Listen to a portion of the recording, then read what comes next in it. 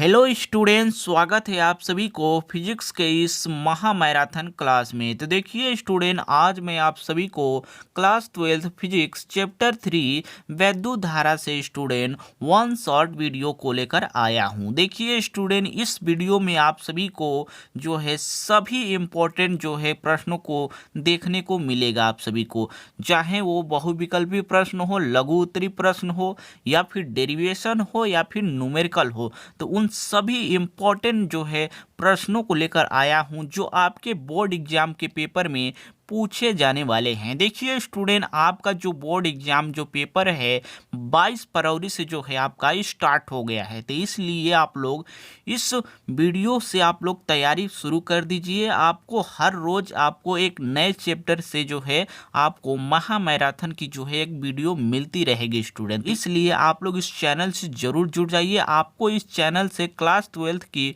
Full तैयारी होने वाली है। तो इसलिए आप लोग इस चैनल को सब्सक्राइब करके और अपने फ्रेंडों में शेयर कर दीजिएगा। तो देखिए स्टूडेंट, मैं आप सभी को इस वीडियो में बहुविकल्पी प्रश्न और लघु उत्तरीय प्रश्न या फिर जो अति लघु उत्तरीय प्रश्न, इन सभी प्रश्नों को लेकर आऊँगा।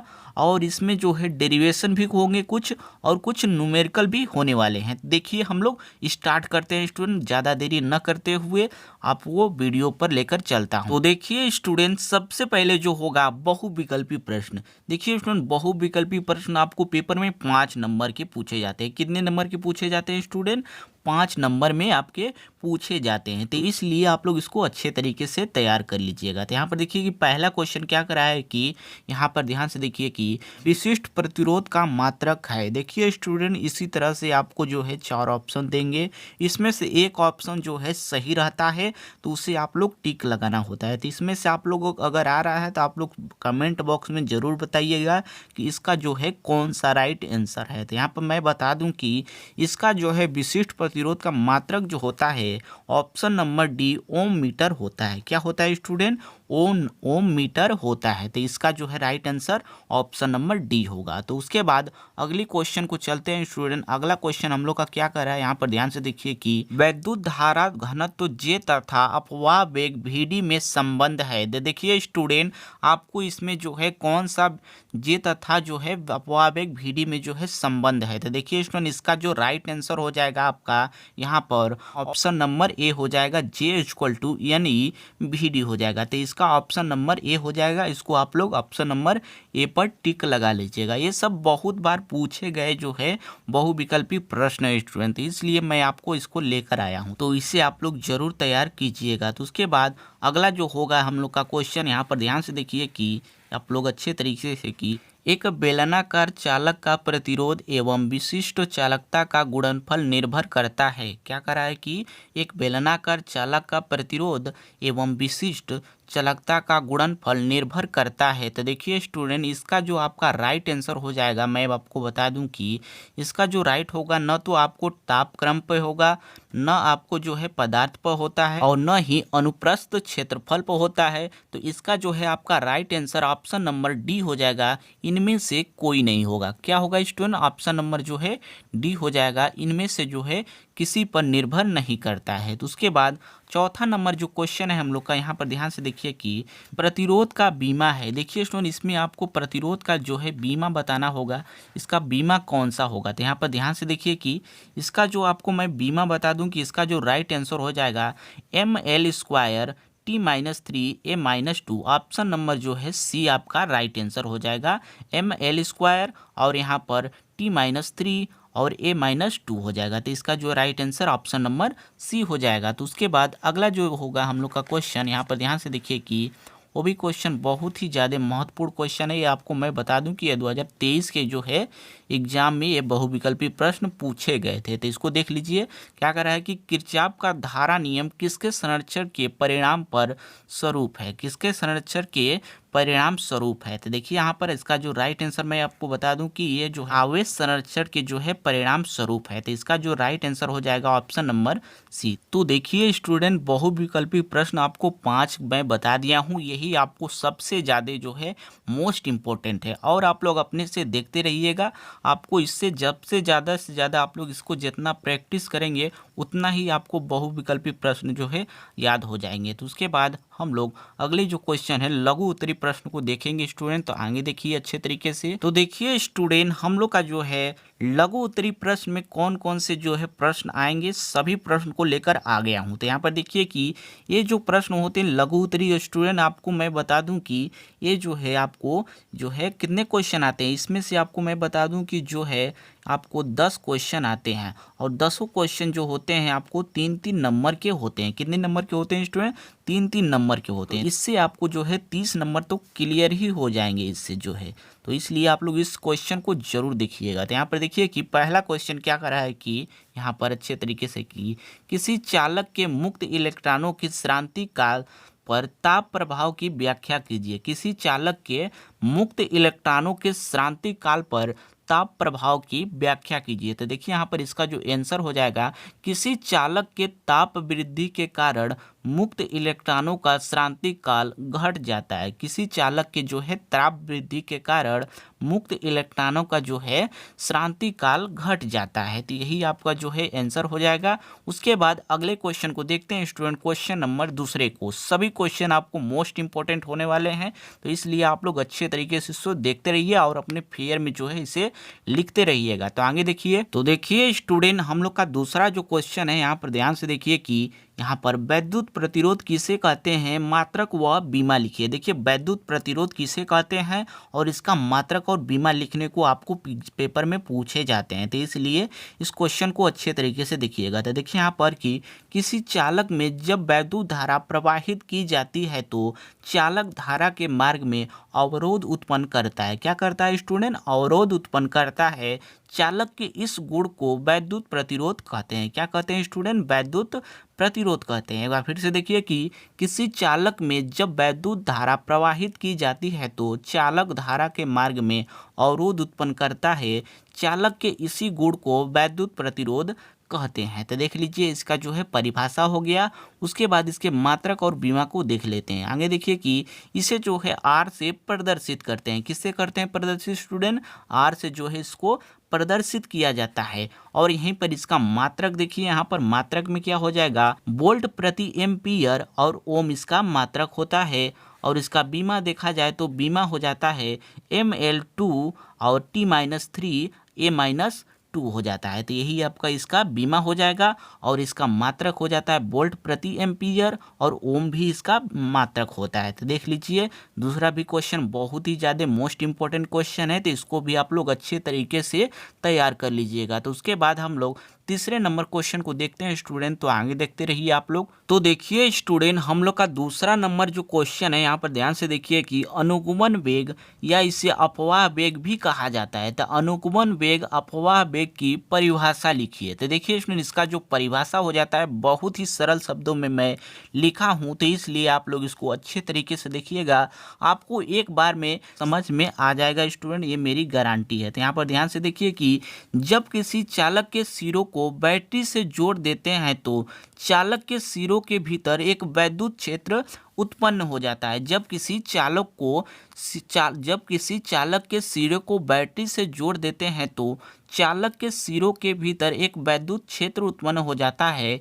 इस वैद्युत क्षेत्र के कारण, किसके कारण स्टूडेंट? इस वैद्युत क्षेत्र के कारण चालक के लंबाई की दिशा में एक सूक्ष्म नियत वेग प्राप्त हो जाता है। इसी सूक्ष्म नियत वेग को जो है अनुगमन वेग या अपवाह वेग कहते हैं। क्या कहते हैं स्टूडेंट? आप लोग एक बार फिर से देखिए कि जब किसी चालक के सिरों को बैटरी से जोड़ देते हैं तो चालक के सिरों के भीतर एक वैद्युत क्षेत्र उत्पन्न हो जाता है। क्या उत्पन्न हो जाएगा स्टूडेंट? आप लोग को मैं चित्र के माध्यम से समझाने की कोशिश कर रहा हूँ। यहाँ पर देखिए कि यहाँ पर एक है हम लोग का, एक क्या है स्टूडेंट? ये हम लोग का क्या है?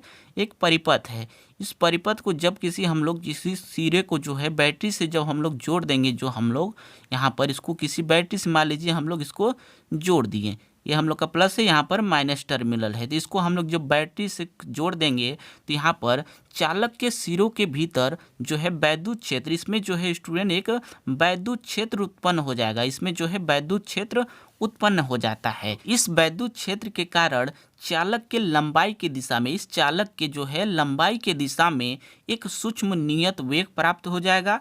इसी सूक्ष्म नियत वेग को अनुगमन वेग या अफवाह वेग कहते हैं। तो आशा करता हूं कि ये भी क्वेश्चन जो है आपको अच्छे तरीके से समझ में आ गए होंगे। तो उसके बाद हम लोग चौथे नंबर क्वेश्चन को देखते हैं स्टूडेंट। तो आगे देखिए आप लोग अच्छे तरीके से। तो देखिए स्टूडेंट, चौथा नंबर जो क्वेश्चन है क्या कर रहा है कि सेल के विद्युत वाहक बल से क्या तात्पर्य है। देखिए स्टूडेंट, ये सब क्वेश्चन आपको मैं बता दूं कि 3-3 नंबर में पूछे जाते हैं, तो इसलिए आप लोग इस क्वेश्चन को तो छोड़िएगा ही मत। तो यहाँ पर देखिए कि सेल के विद्युत वाहक बल से क्या तात्पर्य है। तो यहाँ पर देखिए कि किसी सेल द्वारा एकांक आवेश को किसी वैद्युत परिपथ में प्रवाहित करने के लिए किया गया कार्य को उस सेल का वैद्युत वाहक बल कहते हैं। क्या कर रहा है, एक बार फिर से देखिए कि किसी सेल के द्वारा एकांक आवेश को किसी वैद्युत परिपथ में प्रवाहित करने के लिए जो कार्य किया जाता है तो उस सेल का वैद्युत वाहक बल कहते हैं। तो उस सेल को ही जो कार्य किया जाएगा उसी सेल को ही जो है वैद्युत वाहक बल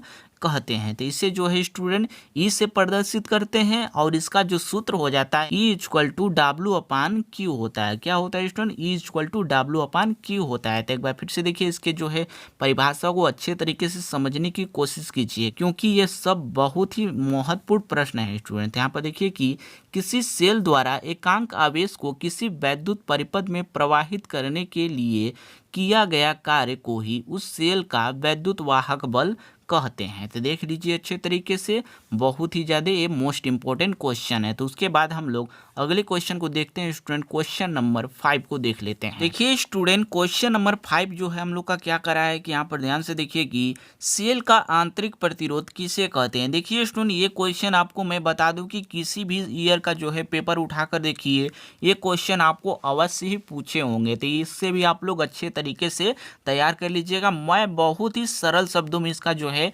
परिभाषा बताने वाला हूं। तो यहाँ पर देखिए कि सेल को जिस विलयन में डुबाकर बनाया जाता है वह विलयन धारा के मार्ग में अवरोध उत्पन्न करते हैं। वह विलयन जो होते हैं धारा के मार्ग में अवरोध उत्पन्न करते हैं, उसी अवरोध को सेल का आंतरिक प्रतिरोध कहते हैं। किसको कहते हैं स्टूडेंट, उसी अवरोध को सेल का आंतरिक प्रतिरोध कहते हैं। आंतरिक प्रतिरोध को स्मॉल आर से प्रदर्शित किया जाता है। किससे किया जाता है स्टूडेंट, प्रदर्शित किया जाता है स्मॉल आर से। तो यहाँ पर देख लीजिए अच्छे तरीके से, यहाँ पर आप लोग इसको चित्र से भी माध्यम से समझ लीजिए कि यहाँ पर एक सेल है। यहाँ पर अच्छे तरीके से देखिए कि सेल को जिस विलयन में डुबाकर बनाया जाता है वही विलयन जो होता है धारा के मार्ग में अवरोध उत्पन्न करता है। तो उसी अवरोध को जो है स्टूडेंट सेल का आंतरिक प्रतिरोध कहते हैं। उसके बाद सेल के आंतरिक प्रतिरोध का निर्भरता भी देख लीजिए। तो यहाँ पर अच्छे तरीके से सभी एक एक पॉइंट को भी मैं क्लियर कर दूंगा। तो यहाँ पर इसकी निर्भरता को देखिए कि यहाँ पर कि किसी सेल का आंतरिक प्रतिरोध शून्य नहीं हो सकता। जो है स्टूडेंट, किसी सेल का जो है आंतरिक प्रतिरोध शून्य नहीं हो सकता। और यहाँ पर दूसरा जो होगा प्लेटों के डूबे भाग के क्षेत्रफल पर, इसका जो निर्भर करेगा जो है सेल का आंतरिक प्रतिरोध प्लेटों के डूबे भाग के क्षेत्रफल पर निर्भर करेगा। और प्लेटों के बीच की दूरी पर भी, कितनी दूरी पर रखा गया है प्लेट, ये भी इस पर जो है निर्भर करता है। सेलों के ताप पर भी और विद्युत अपघट्ट की प्रकृति पर भी, विद्युत अपघट्ट का कैसा प्रकृति है उस पर भी ये जो है आंतरिक प्रतिरोध निर्भर करता है। तो आशा करता हूँ कि ये भी क्वेश्चन आपको अच्छे तरीके से समझ में आ गए होंगे। इसको आप लोग इम्पोर्टेंट लगा लीजिएगा स्टूडेंट, ये आपको 100% जो है पूछे जाने वाले ये जो है क्वेश्चन है। तो उसके बाद हम लोग अगले क्वेश्चन को देखते हैं स्टूडेंट। क्वेश्चन नंबर 6 को देख लेते हैं। तो देखिए स्टूडेंट, 6वां नंबर जो क्वेश्चन है हम लोग का क्या करा है कि गतिशीलता को परिभाषित कीजिए तथा इसका मात्रक लिखिए। देखिए स्टूडेंट, ये भी क्वेश्चन आपको पूछे जाते हैं, तो इसे भी आप लोग अच्छे तरीके से देख लीजिएगा। तो यहाँ पर देखिए कि किसी चालक में उपस्थित इलेक्ट्रॉनों के अनुगमन वेग व चालक में उत्पन्न वैद्युत क्षेत्र के अनुपात को जो है गतिशीलता कहते हैं। क्या कहते हैं स्टूडेंट, गतिशीलता कहते हैं। एक बार फिर से देखिए कि किसी चालक में उपस्थित इलेक्ट्रॉनों के अनुगमन वेग और चालक में उत्पन्न वैद्युत क्षेत्र के अनुपात को ही गतिशीलता कहते हैं। तो देख लीजिए इसका जो परिभाषा बहुत ही सरल शब्दों में स्टूडेंट आप लोग को तुरंत ही याद हो जाएंगे। यहाँ पर आगे देखिए, उसके बाद इसके मात्रक को देख लेते हैं। तो देखिए स्टूडेंट, इसे जो है म्यू से प्रदर्शित करते हैं। किससे करते हैं, म्यू से प्रदर्शित करते हैं। और यहाँ पर इसका जो सूत्र हो जाएगा mu equal to V D upon E. क्या हो जाएगा? Mu equal to V D upon E. तो इसी तरह से इसका जो मात्रक हो जाएगा यहाँ पर देख लीजिए कि मीटर स्क्वायर अपान में वोल्ट सेकेंड होगा। क्या होगा स्टूडेंट? मीटर स्क्वायर अपान में वोल्ट सेकेंड हो जाएगा इसका जो है मात्रक। तो देख लीजिए बहुत ही सरल जो है क्वेश्चन था स्टूडेंट। मैं आपको बता दूं कि यह 2020, 22 और 2018 में पूछा गया था और 2017 में भी ये क्वेश्चन पूछे गए थे। तो इसको आप लोग इम्पोर्टेंट लगा लीजिए, 100% 2024 के एग्जाम में पूछे जाने वाले हैं। तो इसी तरह से आप लोग इसको देख लीजिएगा। उसके बाद हम लोग इसके 7वें नंबर क्वेश्चन को देख लेते हैं। तो आगे देखिए। तो देखिए स्टूडेंट, यहाँ पर आप लोग का जो 7वां नंबर जो क्वेश्चन है, यहाँ पर देखिए क्या कर रहा है कि इलेक्ट्रॉनों के माध्य मुक्त पथ से आप क्या समझते हैं। देखिए स्टूडेंट, ये क्वेश्चन आपको 2 नंबर में पूछे गए थे आपको 2023 के एग्जाम में। तो यहाँ पर देख लीजिए इसको भी, ये भी क्वेश्चन आने वाले क्वेश्चन है। तो यहाँ पर देखिए कि यहाँ पर मुक्त इलेक्ट्रॉन अनियमित गति करते हुए पदार्थ के धन आयनों से टकराती है। मुक्त इलेक्ट्रॉनों द्वारा 2 क्रमागत टक्करों के बीच की दूरी को माध्य मुक्त पथ कहते हैं। क्या कहते हैं स्टूडेंट? माध्य मुक्त पथ कहते हैं। तो देख लीजिए अच्छे तरीके से, एक बार और अच्छे तरीके से समझ लीजिए कि मुक्त इलेक्ट्रॉन अनियमित गति करते हुए पदार्थ के धन आयनों से टकराती है। मुक्त इलेक्ट्रॉनों द्वारा 2 क्रमागत टक्करों के बीच की दूरी को जो है माध्य मुक्त पथ कहते हैं। उसी प्रकार यहाँ पर आगे देखिए, इसके नोट पॉइंट में यहाँ पर लिख लीजिएगा कि इलेक्ट्रॉनों का उच्च ऊष्मीय वेग जो होता है 10 के पावर 5 मीटर प्रति सेकेंड होता है। कितना होता है स्टूडेंट? इलेक्ट्रॉनों का उच्च ऊष्मीय वेग 10 के पावर 5 मीटर प्रति सेकेंड होता है। तो इसको भी आप लोग स्क्रीनशॉट ले लीजिए, ये भी क्वेश्चन आपको मोस्ट इंपॉर्टेंट क्वेश्चन है। तो उसके बाद हम लोग अगले क्वेश्चन को देखते हैं स्टूडेंट। क्वेश्चन नंबर 8 को भी देख लेते हैं, वो भी क्वेश्चन बहुत ही ज़्यादा मोस्ट इंपॉर्टेंट होने वाले हैं। तो आगे देखिए 8वां नंबर जो क्वेश्चन क्या करा है कि यहाँ पर ध्यान से देखिए कि विद्युत शक्ति किसे कहते हैं, मात्रक लिखिए। देखिए इसमें विद्युत शक्ति किसे कहते हैं और इसका मात्रक लिखने को जो है पेपर में पूछे जाते हैं 2 नंबर में। तो इसे भी आप लोग अच्छे तरीके से तैयार कर लीजिएगा, ये आपको 2 नंबर फ्री में देकर जाएगा। तो यहाँ पर देखिए कि क्योंकि ये क्वेश्चन ही बहुत ही सरल है, तो यहाँ पर देखिए कि यहाँ पर अच्छे तरीके से कि किसी वैद्युत परिपथ में ऊर्जा के क्षय होने की दर को वैद्युत शक्ति कहते हैं। किसी वैद्युत परिपथ में ऊर्जा को जो है क्षय होने की दर को ही वैद्युत शक्ति कहते हैं। उसी प्रकार इसका एक और परिभाषा होता है, किसी परिपथ में एकांक समय में व्यय होने वाली ऊर्जा को जो है वैद्युत शक्ति कहते हैं। किसी परिपथ में एकांक समय में व्यय होने वाली ऊर्जा को जो है वैद्युत शक्ति कहते हैं। तो इसे भी आप लोग, इस परिभाषा को भी आप लोग अच्छे तरीके से लिख सकते हैं अगर आपको ये परिभाषा न याद हो तो। इसी प्रकार इसके मात्रक को भी देख लीजिए यहाँ पर अच्छे तरीके से कि देखिए स्टूडेंट, इसे जो है पी से प्रदर्शित करते हैं। इसका जो सूत्र होता है P इक्वल टू W/T। इस पर आपको न्यूमेरिकल आएंगे स्टूडेंट, अच्छे तरीके से इसका फार्मूला भी याद कर लीजिएगा। उसके बाद इसका जो मात्रक हो जाएगा यहाँ पर देख लीजिए कि जूल प्रति सेकेंड या फिर वाट होगा। क्या होगा स्टूडेंट? जूल प्रति सेकेंड वाट होगा MKS पद्धति में। तो देख लीजिए अच्छे तरीके से वैद्युत शक्ति किसे कहते हैं, मात्रक लिखिए। तो आप लोग अच्छे तरीके से इसको याद कर लीजिएगा, ये भी क्वेश्चन बहुत ही ज्यादा मोस्ट इंपोर्टेंट है। तो आगे देखिए हम लोग अगले क्वेश्चन को देख लेते हैं। देखिए स्टूडेंट 9वां नंबर जो क्वेश्चन है यहाँ पर ध्यान से देखिए कि विशिष्ट प्रतिरोध किसे कहते हैं, मात्रक व बीमा लिखिए। देखिए इसमें विशिष्ट प्रतिरोध बहुत ही सरल है, इसका परिभाषा है। आप लोग अच्छे तरीके से अगर आप लोग याद कर लें तो आप लोग इस क्वेश्चन से जो है 2 से 3 नंबर आसानी से ला सकते हैं। तो यहाँ पर देखिए कि किसी चालक में उत्पन्न वैद्युत क्षेत्र व धारा घनत्व के अनुपात को ही चालक का विशिष्ट प्रतिरोध कहते हैं। कितना सरल है स्टूडेंट, आप लोग इसका परिभाषा एक बार फिर से देख लीजिए कि किसी चालक में उत्पन्न वैद्युत क्षेत्र व धारा घनत्व के अनुपात को उस चालक का विशिष्ट प्रतिरोध कहते हैं। तो इसका आप लोग परिभाषा देख लीजिए, उसके बाद इसका मात्रक देख लीजिए और इसका बीमा। तो यहाँ पर देखिए कि इससे जो है रो से प्रदर्शित किया जाता है। किससे किया जाता है?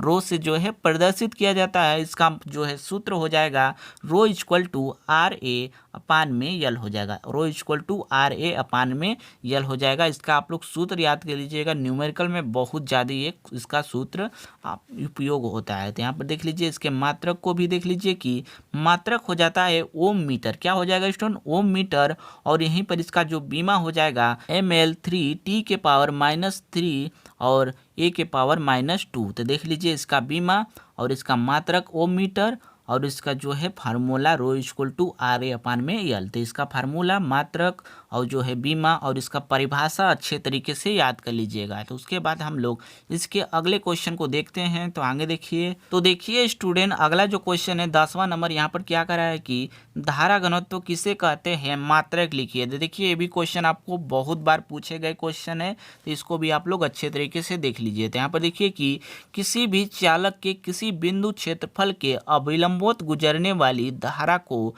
धारा घनत्व कहते हैं। क्या कहते हैं स्टूडेंट, अविलंबोत गुजरने वाली धारा को जो है धारा घनत्व कहते हैं। किसी भी चालक के किसी बिंदु क्षेत्रफल के अभिलंबोत गुजरने वाली धारा को धारा घनत्व कहते हैं। इसका बहुत ही आसान सा इसका जो है परिभाषा स्टूडेंट आप लोग आसानी से याद कर सकते हैं। उसके बाद इसके जो है इसका मात्रक देख लेते हैं। तो मात्रक यहाँ पर हो जाएगा, यहाँ पर देखिए कि यहाँ पर जे से आप लोग इसको प्रदर्शित करते हैं स्टूडेंट, और यहीं पर इसका जो मात्रक हो जाता है एम्पियर प्रति मीटर। क्या हो जाएगा, एम्पियर प्रति मीटर हो जाता है। और यहीं पर इसका बीमा देखा जाए तो बीमा हो जाएगा AL माइनस का 2, AL माइनस का 2 हो जाएगा इसका बीमा। तो देख लीजिए, इसका एक बार फिर से आपको परिभाषा को रिपीट कर दे रहा हूँ। यहाँ पर देख लीजिए कि किसी भी चालक के किसी बिंदु क्षेत्रफल के अविलंबोत गुजरने वाली धारा को धारा घनत्व कहते हैं। तो देख लीजिए और इसका स्क्रीनशॉट लेते रहिएगा। उसके बाद हम लोग अगले जो क्वेश्चन को देख लेते हैं। तो आगे देखिए, तो देखिए स्टूडेंट, अगला जो हम लोग का क्वेश्चन है ओम का नियम लिखिए। तो देखिए स्टूडेंट, ये भी क्वेश्चन बहुत बार पूछे गए क्वेश्चन थे, तो इसे भी आप लोग अच्छे तरीके से याद कर लीजिए। तो देखिए स्टूडेंट, ओम ने क्या नियम दिया था, यहाँ पर ध्यान से देखिए कि ओम के नियम के अनुसार यदि किसी चालक की भौतिक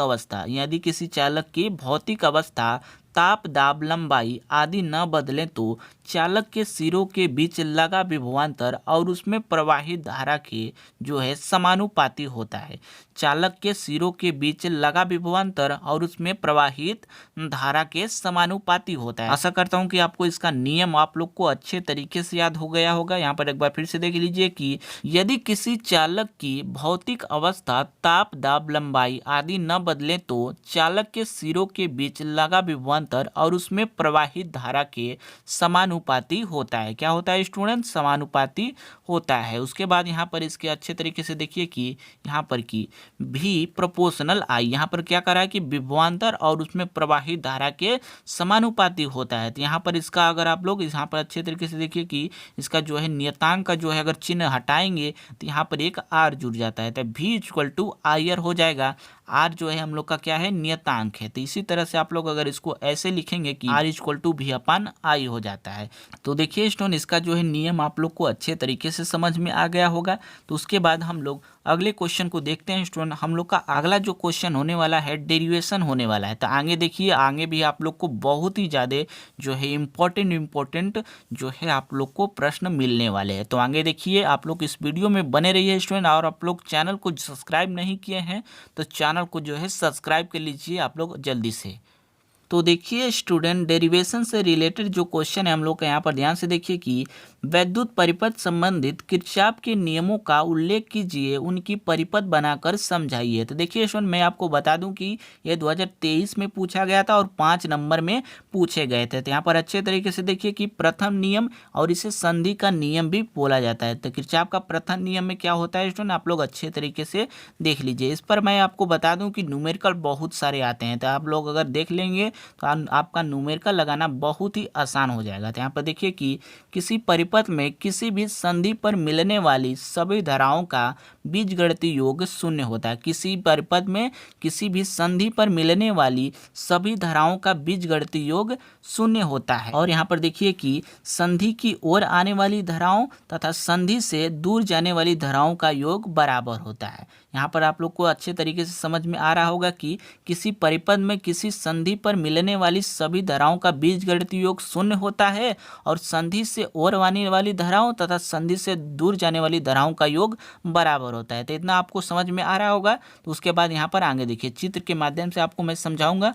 तुरंत समझ में आ जाएगा। ये स्टूडेंट यहाँ पर आपको चित्र दिख रहा होगा कि आप लोग को अच्छे तरीके से कि I1 धारा, I2 धारा और I3 धारा जो है आ रही है और यहाँ पर I4 और I5 धारा जो है जा रही है। तो आप लोग इतना समझ में आ रहा होगा कि संधि की ओर आने वाली धाराओं तथा संधि से दूर जाने वाली धाराओं का योग बराबर होता है। तो यहाँ पर आप लोग अच्छे तरीके से देखिए कि सिग्मा I इक्वल टू 0। देखिए sigma I equal to 0, sigma जो होता है बीजगणितीय योग का सिंबल होता है।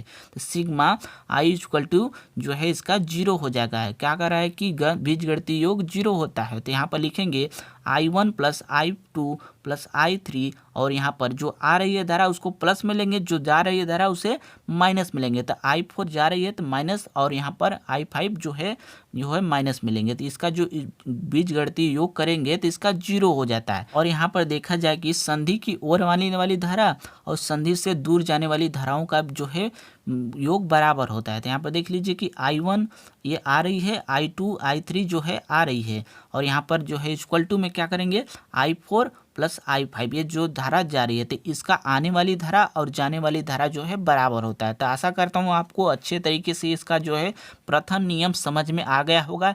ये सब बनाकर चित्र लिखिएगा तभी आपको पूरे नंबर मिलेंगे स्टूडेंट। तो इसलिए आप लोग इसको अच्छे तरीके से तैयार कर लीजिएगा, ये आपको 100% पूछे जाने वाले हैं। तो उसके बाद यहाँ पर आगे देखिए कि यह आवेश संरक्षण पर आधारित है। किससे संरक्षण पर आधारित है?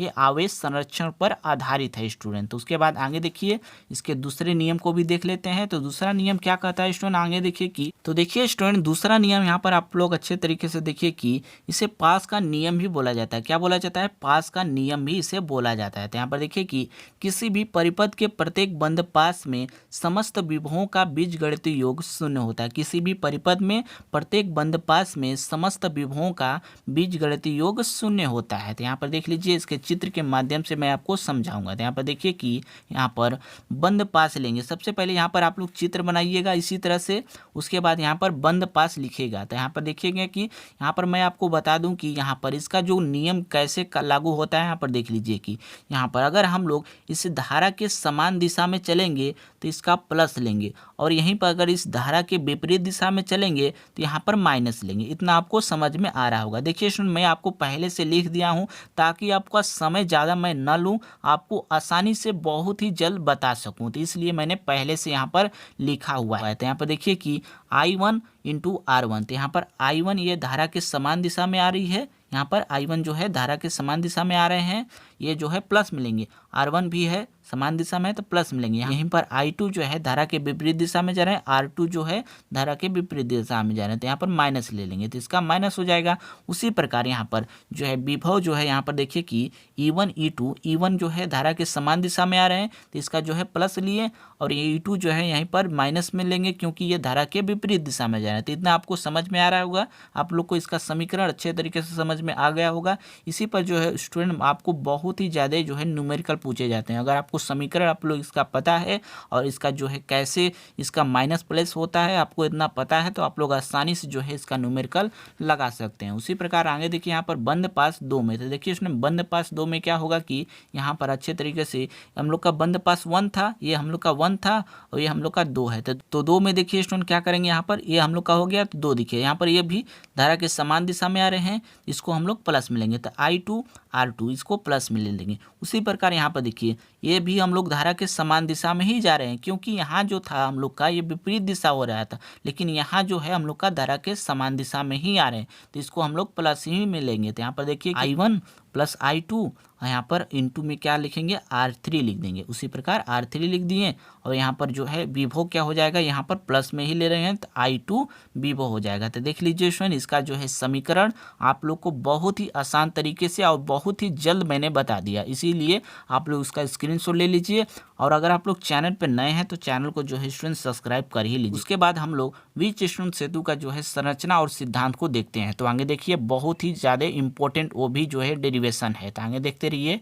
तो देखिए स्टूडेंट अगला जो हम लोग का डेरिवेशन है यहाँ पर ध्यान से देखिए कि व्हीटस्टोन सेतु की संरचना और सिद्धांत लिखिए। देखिए स्टूडेंट ये आपको 5 नंबर में पूछे जाते हैं तो इसलिए आप लोग इसको भी अच्छे तरीके से तैयार कर लीजिएगा। तो देखिए स्टूडेंट इसकी संरचना और इसके सिद्धांत में कैसे करेंगे आप लोग अच्छे तरीके से यहाँ पर ध्यान से देख लीजिए। रचना में इसके क्या लिखेंगे स्टूडेंट, यहाँ पर ध्यान से देखिए कि व्हिच स्टोन सेतु में 4 प्रतिरोध PQRS चतुर्भुज के भुजाओं के दिशा में लगा होता है। जो है स्टूडेंट यहाँ पर देखिए कि यहाँ पर अच्छे तरीके से चित्र में देख लीजिए कि व्हिच स्टोन सेतु में 4 प्रतिरोध PQRS चतुर्भुज के भुजाओं के दिशा में लगा होता है तथा बिंदु A व C के बीच एक सेल को कुंजी K1 के द्वारा जुड़ा होता है। यहाँ पर देखिए कि यहाँ पर बिंदु A व C के बीच एक कुंजी K1 के द्वारा सेल से जोड़ देते हैं। और आगे यहाँ पर देखिए कि और बिंदु B व D के बीच में एक धारामापी यहाँ पर गैल्वेनोमीटर कुंजी K2 के द्वारा जुड़ा होता है। तो देख लीजिए इसके रचना में आपको इतना ही लिखना था स्टूडेंट,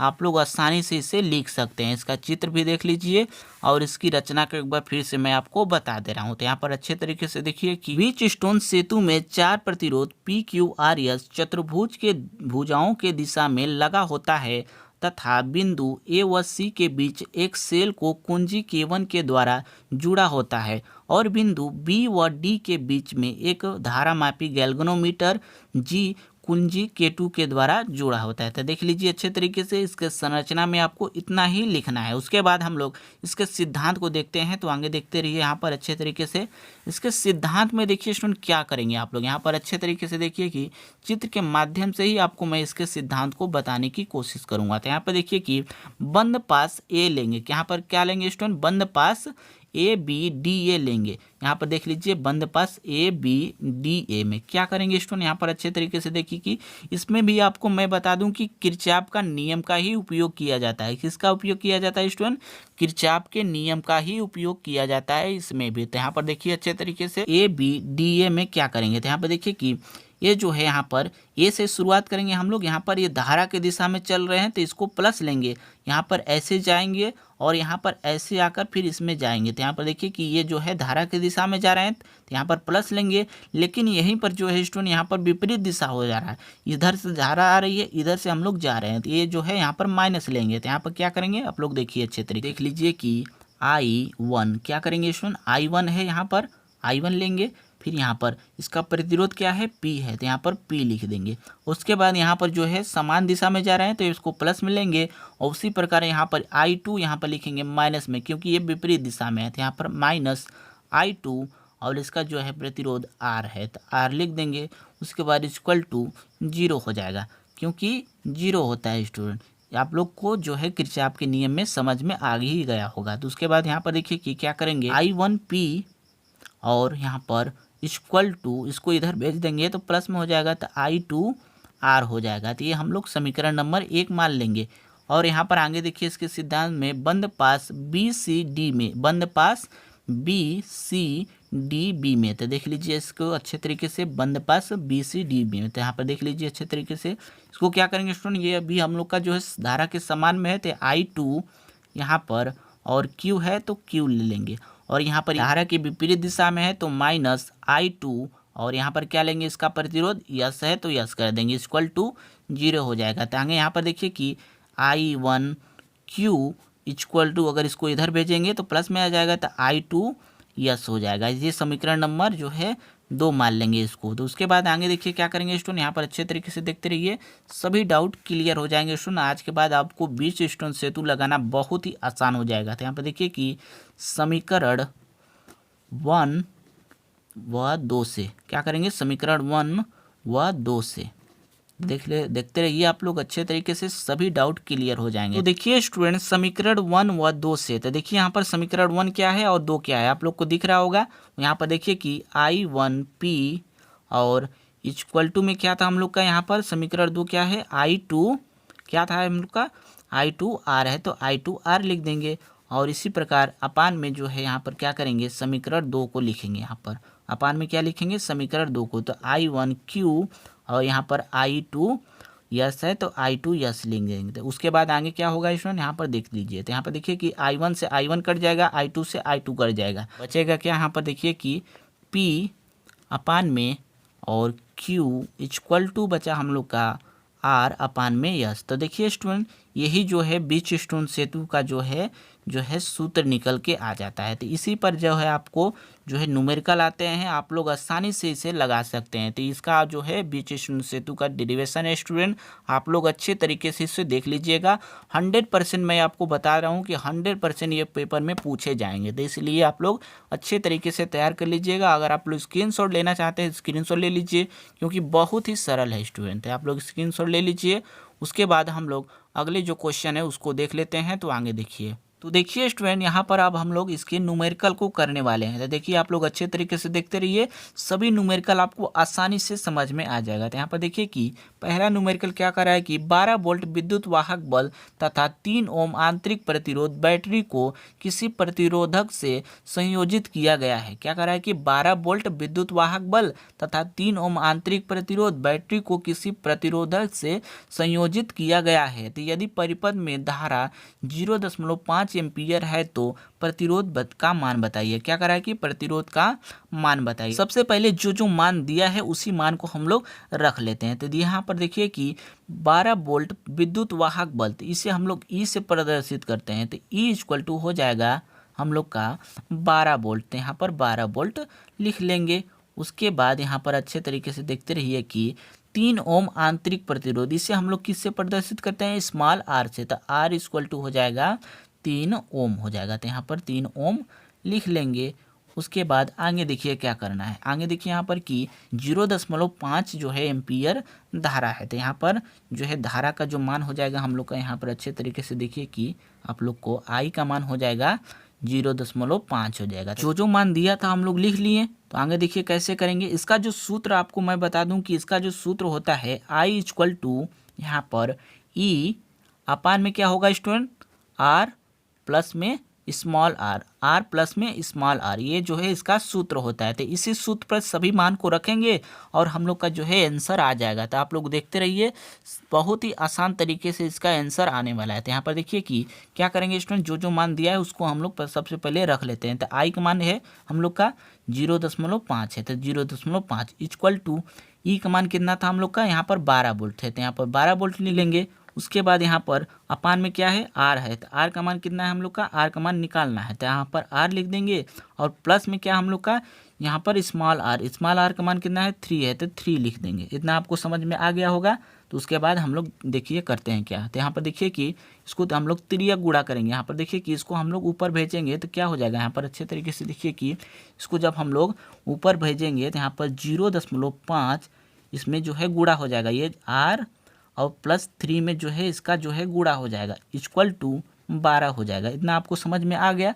तो उसके बाद यहाँ पर देखिए स्टूडेंट, आप लोग क्या करेंगे यहाँ पर अच्छे तरीके से देखिए कि यहाँ पर कि इसमें जब गुणा करेंगे यहाँ पर 0.5 आर हो जाएगा और प्लस यहाँ पर 3 में अगर 0.5 का अगर गुणा करेंगे तो क्या हो जाएगा 1.5 आ जाएगा, 1.5 आ जाएगा इक्वल टू हम लोग का क्या है यहाँ पर 12 है तो 12 लिख देंगे। कितना लिख देंगे स्टूडेंट, 12 है तो 12 लिख देंगे। उसके बाद आगे देखिए, यहाँ पर आगे देखिए कि 0.5 आर और इसको जब हम लोग उधर भेजेंगे तो माइनस हो जाएगा। तो इसमें जब यहाँ पर माइनस हो जाएगा तो क्या हो जाएगा, कितना हो जाएगा स्टूडेंट, अगर 12 में से 1.5 माइनस हो जाएगा तो 10 क्या हो जाएगा 5 बचेगा। कितना बचेगा 10.5 बचेगा। तो उसके बाद यहाँ पर देखिए कि आर इक्वल टू यहाँ पर 10.5 अपान में कितना हो जाएगा, यहाँ पर 0.5 हो जाएगा। कितना हो जाएगा 0.5 हो जाएगा। तो इसको जब हम लोग काटेंगे यहाँ पर कितना हो जाएगा, जब हम लोग काटेंगे यहाँ पर आर इक्वल टू आएगा 21 ओम आ जाएगा। तो देखिए स्टूडेंट, यही आपका जो है आंसर हो जाएगा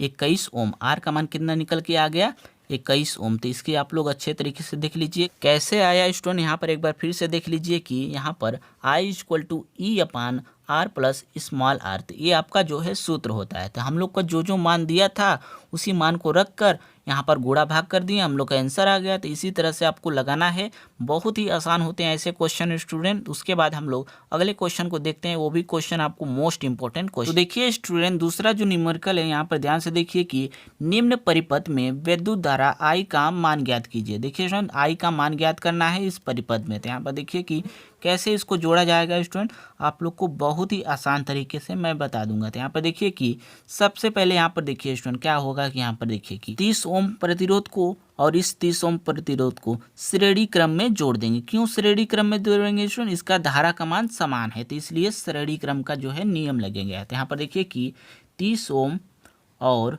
वह 30 ओम, 30 ओम वह 30 ओम को जो है श्रेणी क्रम में जोड़ने पर, यहाँ पर श्रेणी क्रम में जोड़ने पर, तो यहाँ पर श्रेणी क्रम में जोड़ेंगे। यहाँ पर R इक्वल टू श्रेणी क्रम का आपका सूत्र पता होगा कि R1 और R2 ले लेंगे, 2 है तो 2 ही लेंगे।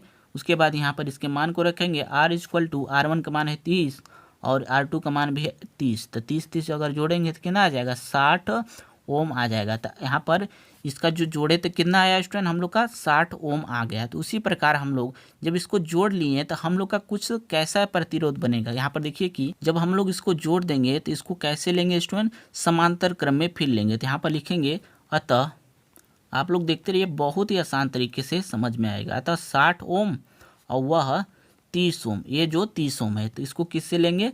समांतर क्रम में। तो यहाँ पर समांतर क्रम, तो यहाँ पर समांतर क्रम लिख देंगे। उसके बाद आगे देखिए यहाँ पर R1 अपान क्या करेंगे student? 1 upon R1 equal to क्या करेंगे स्टूडेंट? यहाँ पर देखिए कि यहाँ पर अच्छे तरीके से आपको समझ में आ जाएगा। यहाँ पर देखिए कि R1 1 अपान R1 प्लस 1 अपान R2, तो यहाँ पर लिख देंगे। उसके बाद इसके मान को रखेंगे। तो यहाँ पर 1 अपान R इक्वल टू, इसका मान क्या है हम लोग का? 1 अपान 60 है, यहाँ पर 60 लिख देंगे, प्लस E2 का मान कितना है? प्लस R2 का मान कितना है? 30 है तो 30 लिख देंगे। तो देखिए स्टूडेंट, इसको जब हम लोग लस से लेंगे तो क्या हो जाएगा? यहाँ पर देख लीजिए अच्छे तरीके से, कोई भी डाउट नहीं होगा। यहाँ पर देखिए कि इसका जब लस से लेंगे तो 60 आएगा और 60 एकम 60 और यहाँ पर 30 दूना जो होता है 60 हो जाता है। तो यहाँ पर देखिए कि 3 हो जाएगा, 2 1 3 हो जाएगा, अपान में कितना आएगा? 60 आ जाएगा। तो यहाँ पर देख लीजिए यहाँ पर कितना हो जाएगा? यहाँ पर 3 एकम 3 और यहाँ पर 20 3 60 हो जाता है, तो यहाँ पर 20 हो जाएगा। तो 1/, कितना आया स्टूडेंट हम लोग का? 20 आ गया। यहाँ पर 1/20 आ गया। तो जब हम लोग इसको तिर्यक गुणा करेंगे, यहाँ पर 1/, यहाँ पर R है इक्वल टू 1 अपान कितना है? 20 है। तो इसको हम लोग जब तिर्यक गुणा करेंगे तो कितना आएगा? आपको पता होगा कि इसको जब हम लोग तिर्यक गुणा कर देंगे तो R इक्वल टू जो हो जाएगा 20 ओम आ जाएगा। तो देखिए स्टूडेंट, हम लोग क्या किए कि इसको श्रेणी क्रम में जोड़े। इसको हम लोग तो कितना आया हम लोग का? 60 ओम आया। और जब हम लोग इसको और 30 ओम को जो है हम लोग जब समांतर क्रम में जोड़े तो 20 ओम आ गया। तो इतना आपको समझ में आ गया होगा। तो उसके बाद यहाँ पर क्या नियम लगेगा आप लोग अच्छे तरीके से देखते रहिए। तो आगे देखिए अच्छे तरीके से। ये स्टूडेंट, मैं आपको बता दूं कि I इक्वल टू जो होता है, आप लोग को यहाँ पर धारा का जो हम लोग का मान निकालना है, यहाँ पर धारा का मान निकालना है तो I इक्वल टू आपको सूत्र पता होगा कि V अपान R होता है। V क्या है? वोल्ट है। तो वोल्ट का मान कितना है? 2 वोल्ट है। और R का मान कितना हम लोग का निकल के आया? 20 ओम आया। तो 20 ओम लिख देंगे। उसके बाद यहाँ पर 2 1 कम 2 और 10 दूना क्या हो जाता है? 20 हो जाता है। यहाँ पर क्या आया? 1/10 आ गया। तो यहाँ पर I इक्वल टू जो मान हम लोग का निकल के आया 0.1 एम्पियर आ गया। तो इतना आपको समझ में आ गया होगा। हम लोग का जो है दूसरा न्यूमेरिकल भी आप लोग को अच्छे तरीके से समझ में आ गया होगा कि कैसे आया आंसर इसका। सबसे पहले हम लोग इसका जो है 30 ओम को, यहाँ पर 30 ओम को इसको श्रेणी क्रम में जोड़ें क्योंकि इसमें जो है धारा समान थी। उसके बाद हम लोग यहाँ पर 60 ओम को और 30 ओम को समांतर क्रम में जोड़ें क्योंकि इसका जो धारा विपरीत दिशा में थी। और हम लोग का जो है R का मान निकल के आ गया और हम लोग को V का मान दिया था और हम लोग इसका गुणा भाग करके आंसर ला दिए। तो देख लीजिए इतना आपको अच्छे तरीके से समझ में आ गया होगा। उसके बाद हम लोग अगले न्यूमेरिकल को देखते हैं स्टूडेंट। अगला न्यूमेरिकल भी आप लोग को बहुत ही आसान है, तो आगे देखिए। तो देखिए स्टूडेंट, हम लोग का तीसरा जो न्यूमेरिकल है, यहाँ पर ध्यान से देखिए कि तांबे के एक तार जिसकी अनुप्रस्थ काट 2 × 10⁶ मीटर स्क्वायर है, 3.2 एम्पियर धारा प्रवाहित हो रही है, तो तार में प्रवाहित धारा घनत्व का मान ज्ञात कीजिए। देखिए स्टूडेंट, धारा घनत्व का मान ज्ञात करने को करा है, बहुत ही सरल ये न्यूमेरिकल है। आप लोग अपने से भी लगा सकते हैं। अगर आपको आ रहा है तो आप लोग लगाकर जो है कमेंट बॉक्स में जरूर बताइएगा। तो यहाँ पर देखिए कि क्या क्या कह रहा है कि तांबे का एक तार जिसकी अनुप्रस्थ काट जो है हम लोग का 2 × 10⁶ मीटर स्क्वायर है और इसमें जो है 3.2 एम्पियर धारा प्रवाहित हो रही है, तो इसमें जो है प्रवाहित धारा घनत्व का मान ज्ञात करना है। तो यहाँ पर देखिए बहुत ही सरल है। यहाँ पर आप लोग को पता होगा क्या क्या मान दिया है। तो यहाँ पर देखिए बहुत ही सरल है। तो देखिए सबसे पहले क्या क्या मान दिया है? अनुप्रस्थ काट यानी कि क्षेत्रफल A का मान दिया है हम लोग का 2 × यहाँ पर क्या दिया है स्टूडेंट 10⁶ मीटर स्क्वायर दिया है। कितना दिया है? मीटर स्क्वायर दिया है। तो इसको चेंज नहीं करना है क्योंकि मीटर में दिया है। उसके बाद यहाँ पर आई का मान कितना है हम लोग का? आई का मान दिया है 3.2 एम्पियर। तो यहाँ पर एम्पियर लिख देंगे। उसके बाद आगे देखिए यहाँ पर स्टूडेंट इसका कौन सा फार्मूला लगेगा? धारा घनत्व। धारा घनत्व का फार्मूला होता है J=I/A होता है। J=I/A होता है। तो इसका फार्मूला ए होता है। तो उसके बाद यहाँ पर देखिए इसका मान रखेंगे। आई का मान कितना है? 3.2 है तो 3.2 लिख देंगे। और ए का मान कितना था हम लोग का? 2 × 10⁻, यहाँ पर -6 है तो -6 लिख देंगे। इसी प्रकार इसको जो हम लोग यहाँ पर इसे जब काटेंगे तो यहाँ पर 1.6 आ जाएगा। 2 का जब 32 में यहाँ पर जब काटेंगे भाग करेंगे तो 1.6 आ जाएगा यहाँ पर, क्योंकि दशमलव लगा है। तो उसके बाद यहाँ पर देखिए कि यहाँ पर क्या आ जाएगा? यहाँ पर आंसर की आंसर हम लोग का आ जाएगा यहाँ पर 1.6 इंटू, यहाँ पर इसको जब ऊपर ले जाएंगे तो प्लस में हो जाएगा। तो 10⁶ जो आ जाएगा एम्पियर प्रति मीटर स्क्वायर हो जाएगा। क्या हो जाएगा स्टूडेंट? एम्पियर प्रति मीटर स्क्वायर हो जाएगा। तो देखिए स्टूडेंट इसका बहुत ही सरल था ये न्यूमेरिकल, आप लोग को भी आ रहा होगा। तो इसी प्रकार हम लोग चौथे न्यूमेरिकल को भी देख लेते हैं। वो भी न्यूमेरिकल बहुत ही ज़्यादा महत्वपूर्ण है। तो आगे देखिए स्टूडेंट चौथा नंबर हम लोग का न्यूमेरिकल जो है, यहाँ पर ध्यान से देखिए क्या करा है कि नाइक्रोम का विशिष्ट प्रतिरोध 100 माइक्रो ओम सेमी है। क्या स्टूडेंट? 100 माइक्रो ओम सेमी है। नाइक्रोम के 5 मीटर लंबे तथा 0.01 सेमी स्क्वायर परिच्छेद क्षेत्रफल वाले तार का प्रतिरोध कितना होगा? तार का प्रतिरोध पूछ रहा है। बहुत ही सिंपल सा जिसका जो है न्यूमेरिकल स्टूडेंट, बस आपको थोड़ा सा बस चेंज करने आना चाहिए। यहाँ पर माइक्रो है तो इसको जो है ओम में चेंज करना आना चाहिए और सेमी को जो है मीटर में चेंज करना आना चाहिए। तो मैं आपको चेंज करके बता रहा हूँ। यहाँ पर ध्यान से देखिए कि यहाँ पर रो इक्वल टू क्या है हम लोग का? विशिष्ट प्रतिरोध रो से प्रदर्शित करते हैं। रो क्या है? 100 माइक्रो यहाँ पर सेमी है, माइक्रो ओम सेमी है। तो इसको हम लोग ओम में बदलेंगे। यहाँ पर देखिए अच्छे तरीके से, यहाँ पर रो यहाँ पर 100 इंटू यहाँ पर माइक्रो को जब हम लोग ओम में बदलेंगे तो यहाँ पर क्या हो जाएगा? 10⁻, यहाँ पर 6 का गुणा कर देंगे। और सेमी को जब मीटर में करेंगे तो 10⁻⁻2 का जो है गुणा कर देंगे। इतना आपको समझ में आ गया। तो यहाँ पर रो इक्वल टू कितना हो जाएगा? यहाँ पर देख लीजिए कि 100 इंटू 10⁻, यहाँ पर -6 है या -2 है तो यहाँ पर -8 हो जाएगा। और इसी को अगर हम लोग ऐसे लिखें तो 1.1 इंटू यहाँ पर 10⁻- का जो है 6 हो जाएगा। तो इतना आपको समझ में आ गया होगा। उसी प्रकार यहाँ पर आगे देखिए कि यहाँ पर क्षेत्रफल ए जो है हम लोग का यहाँ पर क्या है हम लोग का? 0.01 है। 0.01 सेमी स्क्वायर है। तो सेमी स्क्वायर इसको मीटर में चेंज करना है। तो मीटर में अगर हम लोग चेंज करेंगे तो इसका हो जाएगा 1 × 10⁻⁻6 मीटर स्क्वायर। और इसका जो है लंबाई जो दिया है L इक्वल टू 5 मीटर दिया है। तो इसी प्रकार आपको इतना मान समझ में आ गया होगा। अब हम लोग फार्मूला लगाएंगे और हम लोग का आसानी से जो है आंसर आ जाएगा। तो इसका फार्मूला क्या हो जाएगा? R इक्वल टू रो यहाँ पर L/A होता है। रो L/A होता है। तो इसका हम लोग मान रखेंगे और हम लोग का जो है आंसर आ जाएगा। तो रो का मान कितना है हम लोग का? 1 × 10⁻, यहाँ पर कितना है? -6 है तो -6 लिख देंगे। और इंटू में यल का मान कितना है? 5 है। और अपान में ए का मान कितना था हम लोग का? यहाँ पर आप लोग देख रहे होंगे कि 1 × 10⁻⁻6 उतना ही है। तो उसके बाद यहाँ पर देखिए कि वहाँ यहाँ पर ये से कट जाएगा। 1 × 10⁻⁻6 1 × 10⁻⁻6 इतना कट गया। तो R इक्वल टू जो हम लोग का बच के आया 5 ओम आया। कितना आया स्टूडेंट? 5 ओम आ गया। तो देखिए स्टूडेंट यही आपका जो है आंसर हो जाएगा। तो आप लोग को इतना जितना मैं बताया हूँ सभी प्रश्न बहुत ही ज़्यादा महत्वपूर्ण प्रश्न थे स्टूडेंट, चाहे वो बहुविकल्पी हो, लघु उत्तरी हो, चाहे वो डेरिवेशन हो। इस चैप्टर के सभी महत्वपूर्ण प्रश्न को बता दिया हूँ स्टूडेंट। अगर आप लोग इसको पूरा तैयार कर लेते हैं तो आप लोग को इस चैप्टर से 10 से 15 नंबर कंप्लीट हो जाएंगे। ये मेरी 100% गारंटी है स्टूडेंट। तो इसलिए आप लोग अच्छे तरीके से तैयार कर लीजिएगा और वीडियो को शेयर जरूर कीजिएगा स्टूडेंट। तो ठीक है स्टूडेंट, आज के लिए तो बस करते हैं। कल मिलते हैं किसी ऐसे ही मैराथन वीडियो में।